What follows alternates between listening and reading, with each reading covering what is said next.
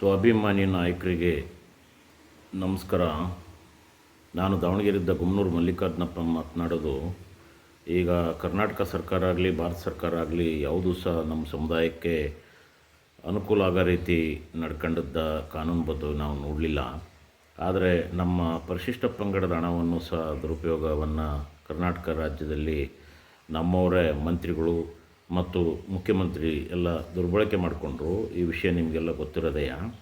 ಆದರೆ ಕುರುಬ ಸಮುದಾಯವನ್ನು ಮತ್ತು ಸವಿತ ಸಮಾಜ ಮತ್ತು ಗಂಗೆಮತ ಸಮುದಾಯವನ್ನು ಈಗ ಹಾಲಿ ಸೇರಿಸಲಿಕ್ಕೆ ಎಲ್ಲ ಶಿಫಾರಸು ಮಾಡ್ತಾಯಿದ್ದಾರೆ. ಇದ್ರ ಬಗ್ಗೆ ನಮ್ಮ ನಾಯಕರು ಯಾರೂ ಧ್ವನಿ ತೆಗಿತಾ ಇಲ್ಲ.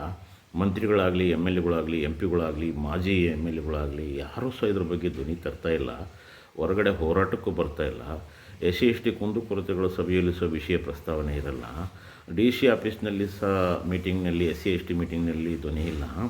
ಆದರೆ ಈಗ ಮಾತ್ರ ವಾಲ್ಮೀಕಿಯವರ ಜಯಂತಿ ಆಚರಣೆ ಸಂದರ್ಭದಲ್ಲಿ ನಿಮಗೆ ಸ್ವಾಭಿಮಾನವನ್ನು ಹುಟ್ಟಿಸಿ ನೀವು ಬಹಳ ಅಧಿಕ ಸಂಖ್ಯೆಯಲ್ಲಿ ಬರಬೇಕು ಅಂಥೇಳಿ ನಿಮ್ಮನ್ನು ಜೊತೆ ನಿಂತ್ಕೊಂಡು ಫೋಟೋ ತೆಗೆಸ್ಕೊಂಡು ಎಲ್ಲ ಮೇಲ್ವರ್ಗದ ವರಿಷ್ಠರಿಗೆ ತೋರಿಸಿ ನನಗೆ ಟಿಕೆಟು ಮತ್ತು ಗೆಲ್ಲಲಿಕ್ಕೆ ಇವನ್ನ ಯೋಚನೆ ಮಾಡ್ತಾರೆ ವಿನ ನಮ್ಮ ನಾಯಕ ಸಮುದಾಯಕ್ಕೆ ಧಕ್ಕೆ ಆಗಿ ವಿದ್ಯಾರ್ಥಿಗಳಿಗೆ ಸ್ಕಾಲರ್ಶಿಪ್ ಬರಲಿಲ್ಲ, ಅದ್ರ ಬಗ್ಗೆ ಧ್ವನಿ ಇಲ್ಲ. ನಮ್ಮ ಸಮುದಾಯಕ್ಕೆ ಇತರ ಸಮುದಾಯವನ್ನು ಸೇರಿಸಿ ನಮಗೆ ಅಭಿವೃದ್ಧಿ ಹೊಂದಲಿಕ್ಕೆ ಹಣನೇ ಇಲ್ಲ. ಆದರೆ ಅದರ ಬಗ್ಗೆ ಯಾರೂ ಧ್ವನಿ ತೆಗಿಲಿಲ್ಲ. ಆದರೆ ಈಗ ನಿಮ್ಮನ್ನು ಕರೀತಿದ್ದಾರೆ ಅಂದರೆ ಸ್ವಲ್ಪ ಯೋಚನೆ ಮಾಡಬೇಕು. ಈಗ ಹಣ ಇದ್ದಟ್ಟಿಗೆ ಅವನು ರಾಜ ಆಗ್ಬೋದು, ಅವನು ಗೆಲ್ಬೋದು, ಎಲೆಕ್ಷನ್ನಲ್ಲಿ ಅವನಿಗೆ ಟಿಕೆಟ್ ತರ್ಬೋದು, ಎಲ್ಲರನ್ನೂ ದುಡ್ಡು ತೊಗೊಂಡು ನಾವು ನಿಮ್ಮನ್ನು ಸೇರಿಸ್ಬೋದು ಅನ್ನೋ ಒಂದು ಭಾವನೆ ನಿಮ್ಮಲ್ಲೆಲ್ಲ ಮೂಡಿಸಿಬಿಟ್ಟಿದ್ದಾರೆ. ನೀವು ಇದನ್ನು ತೆಗೆದುಹಾಕಿ ನೀವು ಮುಂದೆ ಸಮಾಜಕ್ಕೋಸ್ಕರ ಒಳ್ಳೆಯದನ್ನು ಮಾಡಬೇಕಾದ್ರೆ ನಿಮ್ಮೂರಿನಲ್ಲಿ ಇದ್ದು ವಾಲ್ಮೀಕಿ ಜಯಂತಿಯನ್ನು ಆಚರಣೆ ಮಾಡಿರಿ. ಈ ನಮ್ಮ ಸಮುದಾಯಕ್ಕೆ ಇತರ ಸಮುದಾಯ ಸೇರಿಸ್ಬೇಡ್ರಿ ಅಂತ ಹೋರಾಟ ಮಾಡಿರಿ. ಆಮೇಲೆ ಮಕ್ಕಳ ಶಿಕ್ಷಣ ಬೆಳೀಲಿ, ಸ್ಕಾಲರ್ಶಿಪ್ ಕೊಡ್ರಿ, ಅವರಿಗೆ ಅಭಿವೃದ್ಧಿ ಹೊಂದಲಿಕ್ಕೆ ಸಹಕಾರ ನೀಡ್ರಿ ಅಂಥೇಳಿ ಬಂದು ಹೋರಾಟ ಮಾಡಿರಿ. ಇವು ಯಾವಕ್ಕೂ ಸಹ ಹೊರಗಡೆ ಬರ್ದಂಗೆ ಈಗ ಬಹಿರಂಗವಾಗಿ ಬನ್ನಿ, ಬಹಿರಂಗವಾಗಿ ನಿಂತ್ಕೊಳ್ಳಿ, ಬೈಕ್ ತಗೊಂಬನ್ನಿ, ರ್ಯಾಲಿ ಮಾಡಿ ಅಂತ ಬಂದ್ರಲ್ಲ, ನೋಡಿ ನಾಚಿಕೆ ಆಗ್ಬೇಕು ಅವರಿಗೆ. ಆದರೆ ಇದು ನೀವು ತಿಳ್ಕೊಂಡಿಲ್ಲ ಅಂತ ಅವ್ರು ಆ ರೀತಿ ಹೇಳ್ತಿದ್ದಾರೆ. ನೀವು ಇದನ್ನು ಈಗ ಬರ್ದಂಗೆ ಇದ್ಬಿಟ್ರೆ ಅವ್ರಿಗೆ ಮುಖ ತಿರಿ ನೋಡೋಂಗಿರೋದಿಲ್ಲ.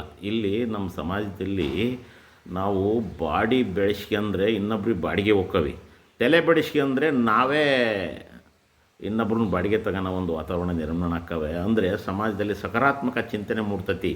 ಈ ರೌಡಿಸಮ್ ಮಾಡೋದು, ಈ ಗಲಾಟೆ ಗದ್ದಲ ಮಾಡೋದು, ನಿಮ್ಮನ್ನು ಬಳಸ್ಕೊಳ್ತಾರೆ ಬೇರೆಯವರು, ಬೇರೆ ಪಕ್ಷದವ್ರು ನಿಮ್ಮನ್ನು ಬಳಸ್ಕೊಂಡು.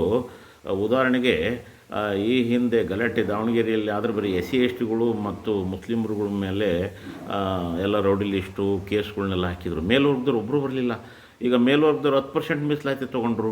ಅದ್ರ ಬಗ್ಗೆ ಯಾರೂ ಅವರು ಹೋರಾಟ ಮಾಡ್ದಂಗೆ ತೊಗೊಂಡ್ರು ಬುದ್ಧಿವಂತಿಕೆಗೆ.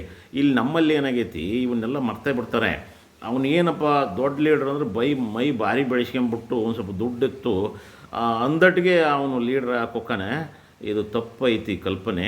ಈ ಪ್ರಸನ್ನಂದ ಸ್ವಾಮಿಯಿಂದ ಇಷ್ಟೆಲ್ಲ ಹಾಳಾಗ್ತೈತಿ ಸಮಾಜ. ಈಗ ಅವನ ಮೇಲೆ ರಾಣೆಬೆನ್ನೂರಿನಲ್ಲಿ 420 ಕೇಸ್ ಆಗೈತೆ. ಅವನೇ 420 ಅದಾನೆ. ಈಗ ನಮ್ಮ ಚಿತ್ರದುರ್ಗದಾಗೆ ಇಡೀ ಸಮಸ್ತ ಆಸ್ತಿಯೆಲ್ಲ ನಮ್ಮದೇ. ಅದು ಮುರುಘಸ್ವಾಮಿ ಮಕ್ಕಳ ಮೇಲೆ ಅತ್ಯಾಚಾರ ಮಾಡಿ ಅವನು ಜೈಲಿನಾಗಿದ್ದ. ಯಾರೂ ಧ್ವನಿ ಎತ್ತಲಿಲ್ಲ. ನಾನು ಅದನ್ನು ಧ್ವನಿ ಎತ್ತಿ ಹೋರಾಟ ಮಾಡಿದೆ. ಎಲ್ಲರೂ ನನಗೆ ಕೆಲವೊಬ್ಬರು ಸಹಕಾರ ಮಾಡಿದರು. ಆದರೆ ಇವನ ಮೇಲೆ 420 ಕೇಸ್ ಆಗೈತಿ. ಏನು ಜೈಲಿಗೆ ಹೋಗೋನೋ ಗೊತ್ತಿಲ್ಲ. ಅವನು ಫಸ್ಟು ಹಾವೇರಿ ಜಿಲ್ಲಾ ಅಧಿಕಾರಿಗಳು ಆಮೇಲೆ ಜಿಲ್ಲಾ ವರಿಷ್ಠ ಅಧಿಕಾರಿಗಳು ಕೂಡಲೇ ಅವನ್ನ ಅರೆಸ್ಟ್ ಮಾಡಲಿಕ್ಕೆ ಆದೇಶ ಮಾಡಬೇಕು. ಯಾಕಂದರೆ ಅವ್ನು ಜೈಲಿಗೆ ಫಸ್ಟ್ ಹೋಗ್ಬೇಕು, ಹೋದ್ರೆ ಸಮಾಜ ಸರಿ ಇರ್ತೈತಿ. ಇಲ್ಲದ್ರೆ ಅಂತಿಂಥ ಎಲ್ಲ ಪುಡಿ ರೋಡ್ಗಳೆಲ್ಲ ಬೆಳೆದು ಸಮಾಜ ಹಾಳಾಗಿ ಹೋಗ್ಬಿಡ್ತೈತಿ. ಅದಕ್ಕೋಸ್ಕರ ದಯಮಾಡಿ ತಾವ್ಯಾರು ಈ ಪುಡಿ ರಾಜಕಾರಣಿಗಳಿಗೆ ಈ ದುಡ್ಡೈತಿ ನನಗೆ ಇನ್ನೊಬ್ಬರ ಹತ್ರ ಗುಲಾಮಗಿರಿ ಮಾಡೋನಿಗೆ ಸಹಕಾರ ಮಾಡಬೇಡಿ. ನಾಯಕರು ಎಂದು ಗುಲಾಮಗಿರಿ ಮಾಡಿದಾರಲ್ಲ, ಈ ಹಿಂದೆ ಈ ಬಸವಿ ಬಿಟ್ಟಿದ್ರಲ್ಲ, ಕೆಲವೊಂದು ಸಂದರ್ಭದಲ್ಲಿ ಅಜ್ಞಾನ ತುಂಬಿ ಆ ರೀತಿ ಮೂಢನಂಬಿಕೆ ವಿರೋಧಿಸ್ದಂಗಾಗಿ ಈ ರೀತಿ ಬೆಳೆದಿತ್ತು. ಇನ್ನು ಮುಂದೆ ಶಿಕ್ಷಣ ಕಲಿತು ಹೆಚ್ಚಿನ ಸಕಾರಾತ್ಮಕ ಚಿಂತನೆಗಳ ಬಗ್ಗೆ ನೀವು ಯೋಚನೆ ಮಾಡಬೇಕು.